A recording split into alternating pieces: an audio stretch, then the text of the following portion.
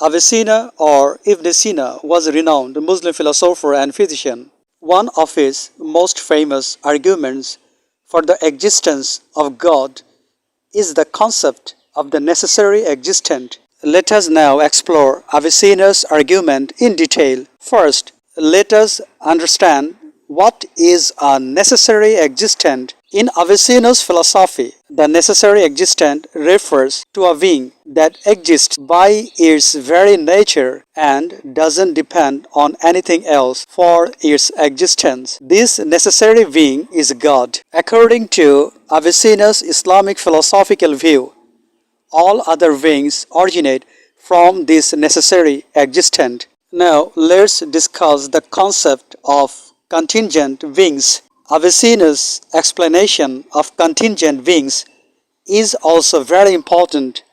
Contingent beings are those whose existence depends on something else. For example, humans, trees on the earth. Without the necessary existence, the existence of these beings would not be possible. Now we can focus on contingent beings versus the necessary existent. Everything around us is constantly coming to be, changing, or passing away. Such things are contingent. They might not have existed at all, and they continue to exist only if certain conditions are met. Humans, trees, and even the earth itself fall into this category. Their existence ultimately relies on something outside themselves. If everything depended on something else in an endless chain, the chain would never get started. Ibn Sina therefore argues that the series must terminate in a being whose existence is not contingent at all, a being whose essence simply is to exist. That terminus is the necessary existent, for example, God. Now, let's talk about God's oneness and simplicity. There can't be more than one necessary existent. If there were two, they would have to differ in some distinguishing characteristic. But any such feature would impose a limit, contradicting the very notion of an unlimited necessary existent. Now we can explain about identity of essence and existence. For creatures, that I am and what I am are two distinct questions. In God, they coincide. His essence is existence itself. Now, let's discuss about philosophical significance according to Ibn Sina. The argument is philosophical rather than scriptural.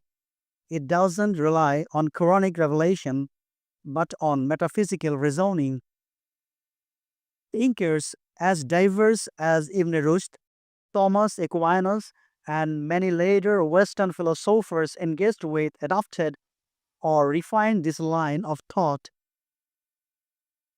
It's a distinctive form of the cosmological argument. Now, we are giving focus on an illustrated analogy. Imagine a book floating in midair. You ask, how is it suspended? Someone says it rests on a cage, and beneath that cage is another, and so on ad infinitum. The problem remains what ultimately holds the whole stack up. Eventually, there must be something that supports itself like solid ground. Likewise, every contingent being points back along a chain of causes until we reach a being that needs no external support, the necessary existent God. Now we have reached a conclusion. Ibn Sina's argument does more than invites religious belief.